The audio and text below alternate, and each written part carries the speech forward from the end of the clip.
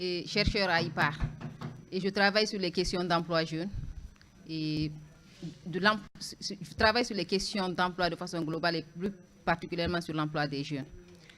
Voilà, après le cadrage général effectué par les doyens, je m'en vais vous présenter un extrait d'une étude que nous avons récemment réalisée à IPAR, une étude qui porte sur l'emploi des jeunes et migration en Afrique de l'Ouest.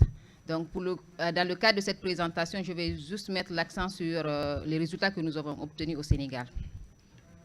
Donc, la présentation va porter sur les caractéristiques et dynamiques des marchés du travail et déterminants de l'engagement des jeunes dans l'agriculture.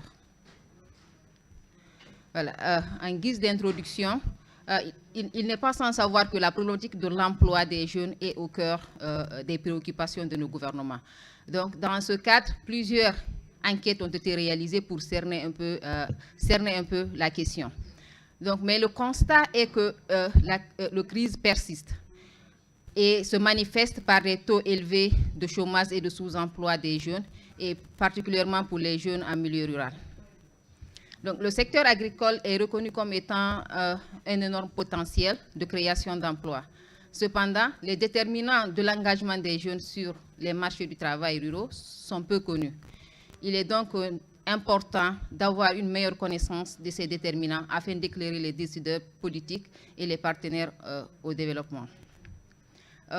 Sur ce diapo, on a ici quelques faits stylisés qui caractérisent un peu le marché du travail au niveau national. Donc, il n'est pas sans savoir que la population sénégalaise, comme la plupart des pays en Afrique de l'Ouest, est caractérisée est jeune. Donc, la population est jeune. Et si nous prenons la population en âge de travail, c'est-à-dire les individus qui ont l'âge de 10 ans et plus, nous constatons la prédominance des jeunes, ceux qui sont âgés de 10 à 35 ans. Près de la moitié de la population en âge de travailler est en situation d'inactivité. Et par contre, ces inactifs en âge de travailler sont en grande partie composés de femmes au foyer, mais aussi des élèves et étudiants. Si nous essayons d'appréhender un peu la participation à l'activité, nous constatons que le taux de participation au marché du travail est élevé au Sénégal. Donc, il se situe à 53,4% pour les individus âgés de 10 ans et plus, et de 59,6% pour ceux âgés de 15 et plus. Le taux de participation est plus élevé chez les hommes comparé chez les femmes, quelle que soit la tranche d'âge. Le niveau d'occupation également se situe à 43,4% à Dakar, comparé à 41,6% en milieu rural. Voilà, donc là, lors de la première diapo, j'avais dit qu'il y avait deux problèmes qui persistaient, c'était le chômage et le sous-emploi. Donc, disons que le chômage, c'est un problème particulier pour la zone urbaine. Donc, si les estimations d'une enquête récente réalisée par l'ANSD sur l'emploi, sur la situation de l'emploi au Sénégal, indique que le taux de chômage est à 16,2% pour les individus âgés de 10 ans et plus, et 16,8% pour ceux âgés de 15 ans ou plus. Donc, le niveau de chômage habituel est plus important chez les femmes également. Donc, voilà, comparé aux hommes.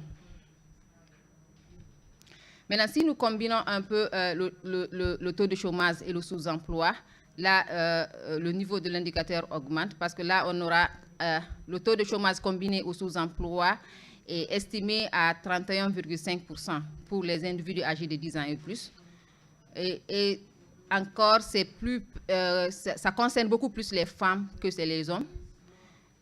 Et encore plus le milieu urbain que le milieu rural. Donc, voilà. Donc, par contre, le sous-emploi qui touche 27% des jeunes au Sénégal est plus concentré en milieu rural parce que l'enquête révèle que le sous-emploi concerne 33,4% des gens qui sont occupés sur le marché du travail en milieu rural. Voilà, comme je le disais tantôt, ce travail est un extrait des résultats que nous avons obtenus. dans le cadre d'un projet sur l'emploi des jeunes et migration en Afrique de l'Ouest. Voilà, pour le cadre du Sénégal, nous avons eu à réaliser une enquête ménage sur un échantillon de 1500 ménages dans 3 zones. Donc, nous avons choisi 3 zones. Donc, la première zone, c'est la zone du bassin arachidier, qui est caractérisée par... C'est une zone agricole sous pluie, et qui est caractérisée par une forte densité de la population et une forte pression sur les ressources naturelles. Là également, au niveau de cette zone, il y a une forte propension des jeunes à migrer. La seconde zone, c'est la zone des Niayes. Cette zone est caractérisée par des meilleures conditions de production, notamment horticole, et une production qui est orientée sur le marché, et il y a également l'existence des structures pour la transformation. La troisième zone, c'est la zone du Delta.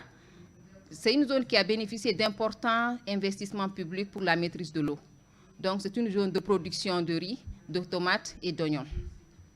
Je vais juste rappeler que l'objectif de cette étude était d'analyser le fonctionnement des marchés du travail en milieu rural, mais également essayer d'analyser les défis auxquels sont confrontés les jeunes en milieu rural sur ces marchés.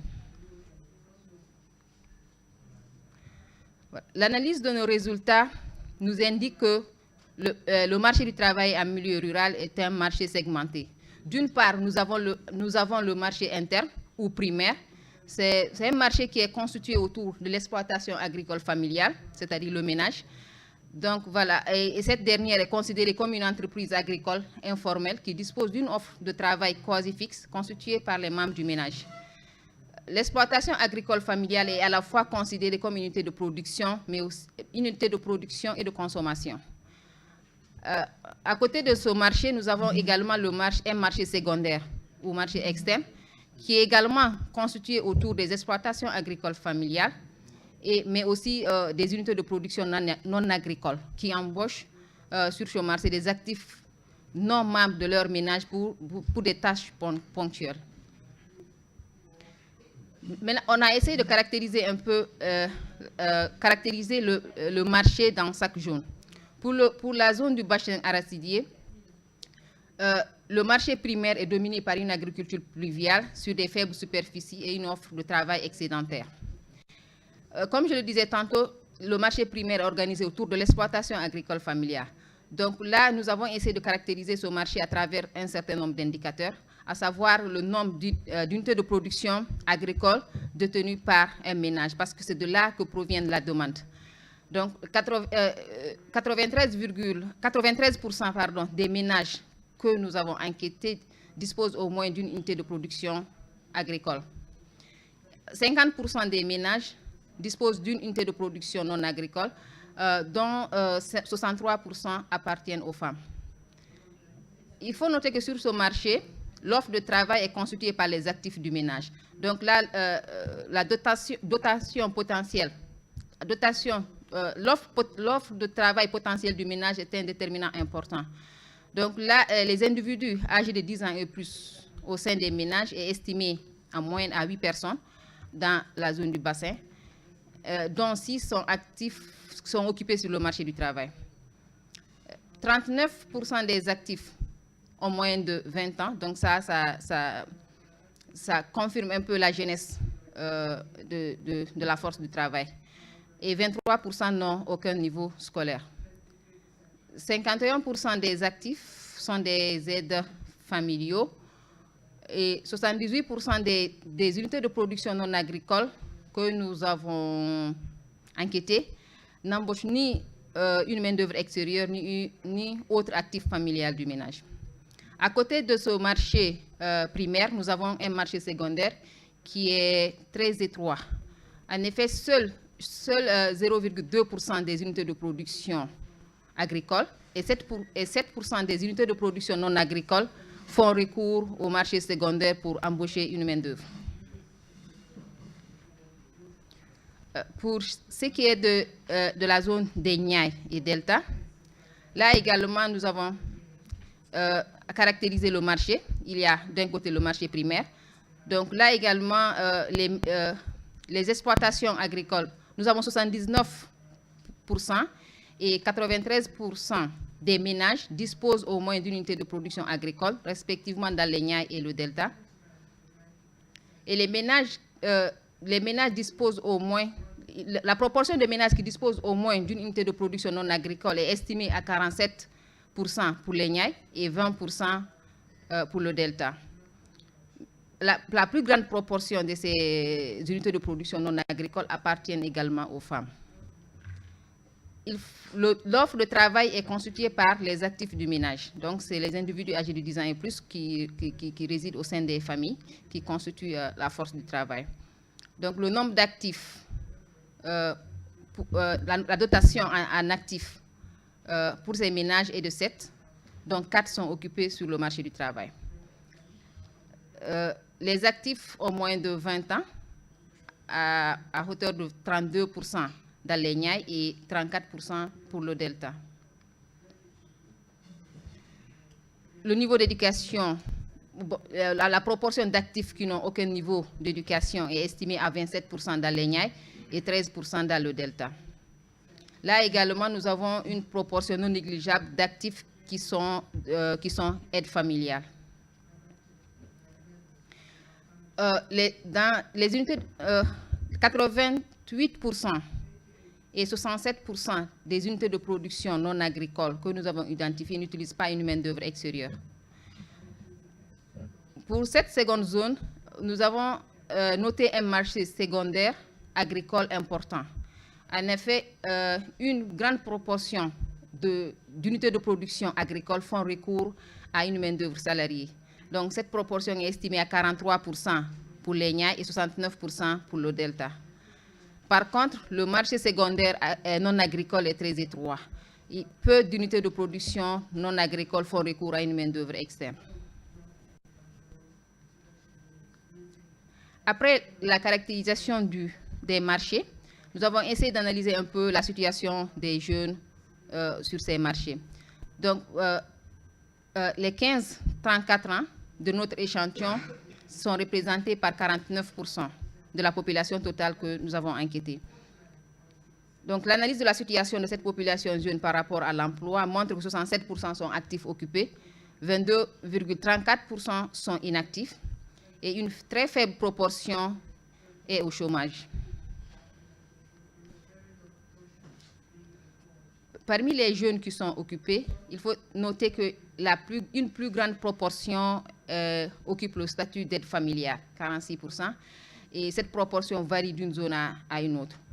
Dans le bassin arachidier, il y a eu plus de la moitié des jeunes qui sont actifs sur le marché du travail ont le statut d'aide familiale. Qui sont ces aides familiales? C'est généralement les membres les plus jeunes, c'est-à-dire âgés de 15-24 ans, et ils sont plus composés de femmes, à hauteur de 53%. Ils sont célibataires à 67%. Donc, les célibataires sont en grande partie concernés par les hommes, et des mariés à hauteur de 27%, en grande partie constitués de femmes. Pour ce qui est du niveau d'éducation de ces jeunes aides familiaux, 23% déclarent n'avoir reçu aucune forme d'éducation. Par contre, 77% indiquent avoir reçu l'une des formes d'éducation, soit française, arabe ou franco-arabe. Pour ceux qui ont fréquenté l'école, une importante proportion a au moins le niveau moins. Donc, cette situation est pareille dans toutes les zones. Par contre, 62% de ces jeunes aides familiaux déclarent qu'ils continuent à fréquenter l'école.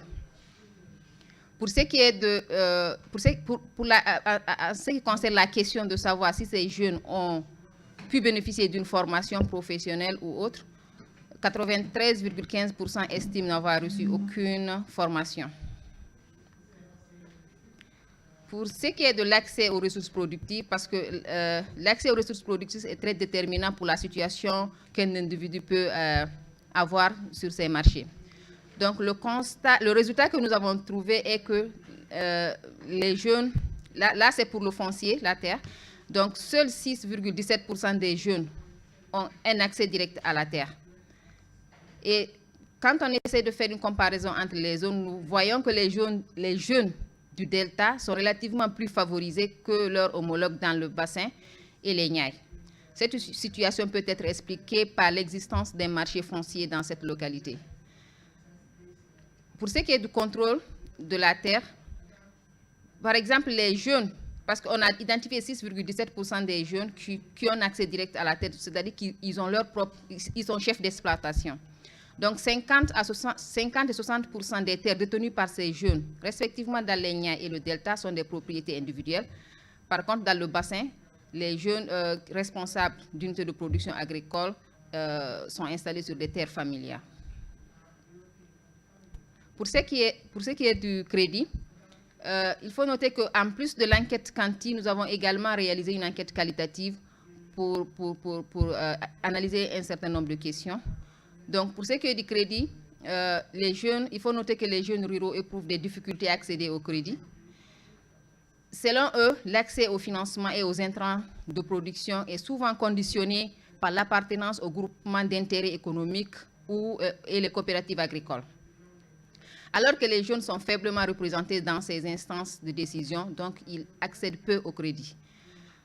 À ce problème, il s'ajoute le problème de garantie, aggravé par la difficulté d'accéder à la terre. Mais pour les jeunes qui ont un accès direct à la terre, même pour ceux-là, la terre ne peut pas constituer une garantie pour pouvoir accéder au crédit.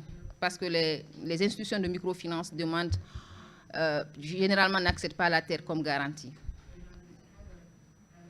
Pour ce qui est du capital social, donc là, nous avons trouvé que le niveau d'accès des jeunes au capital social reste faible. Là également, les jeunes du Delta sont beaucoup plus impliqués dans les organisations. Donc là, le capital social, c'est l'appartenance à des organisations telles que les organisations de producteurs, les coopératives agricoles, l'association de crédit, groupement de femmes et usagers de l'eau. Pour ce qui est des déterminants de l'engagement des jeunes dans l'agriculture, nous avons estimé un modèle Probit pour analyser les déterminants que le jeune participe ou ne participe pas à l'activité agricole. Les résultats dans le bassin arachidier nous indiquent que les variables qui semblent être importantes pour l'engagement des jeunes dans l'agriculture, pour qu'ils participent dans l'agriculture, c'est l'âge, c'est le niveau d'éducation. Donc l'âge, la variable âge nous indique que les membres les plus jeunes, c'est-à-dire ceux âgés entre 15 et 24 ans, sont beaucoup plus susceptibles de participer à l'activité agricole comparée à leurs aînés. Pour ce qui est du niveau d'éducation, donc ce que nous avons trouvé, c'est que les jeunes qui n'ont reçu aucun type d'éducation sont beaucoup plus susceptibles de participer à l'activité agricole comparé aux jeunes qui bénéficient, qui ont un niveau avancé, qui ont un niveau d'éducation avancé. Par rapport au statut dans l'activité, la situation d'indépendance agricole augmente la probabilité des jeunes à s'engager dans l'agriculture. La situation matrimoniale également a un effet. Donc, les hommes célibataires sont plus enclins à participer aux activités agricoles que les jeunes hommes mariés dans le bassin arachidier. Pour les femmes, contrairement aux femmes, le fait d'être jeune fille célibataire réduit la probabilité de s'engager dans l'agriculture. Pour la zone des Niayes, les facteurs qui semblent déterminants de l'engagement des jeunes dans l'agriculture, c'est le genre. Donc, le statut de jeune femme diminue la probabilité de participer aux activités agricoles. La participation des femmes dans les activités agricoles était relativement faible. Elle était plutôt plus visible dans le commerce et les services. Le statut matrimonial des hommes, les jeunes hommes célibataires sont plus enclins à participer aux activités agricoles que les jeunes hommes mariés. Nous avons également trouvé que la part du revenu agricole dans le revenu global est un important déterminant qui incite les jeunes à s'engager dans l'agriculture. Contrairement au bassin arachidier, l'éducation et l'âge ne semblent pas jouer un rôle déterminant dans l'engagement des jeunes dans l'agriculture pour la zone des Niayes. Pour la zone du bassin, du delta, ouais, excusez-moi. Pour la zone du delta, 3 variables sont statistiquement significatives, c'est-à-dire nous avons identifié 3 variables qui semblent influencer la décision du jeune à s'engager dans l'agriculture. C'est également le genre. Donc, le statut de jeune femme diminue la probabilité de participer aux activités agricoles. Donc là, il est important de pencher sur cette question dans le delta pour bien saisir les principaux obstacles à la participation des jeunes femmes à l'agriculture. Il y a également le statut dans l'activité. La situation d'indépendance agricole augmente la probabilité des jeunes à s'engager dans l'agriculture. Donc, ce résultat devrait inciter les pouvoirs publics et les organisations de producteurs à accroître l'autonomie des jeunes en facilitant la création des micro-entreprises par les jeunes.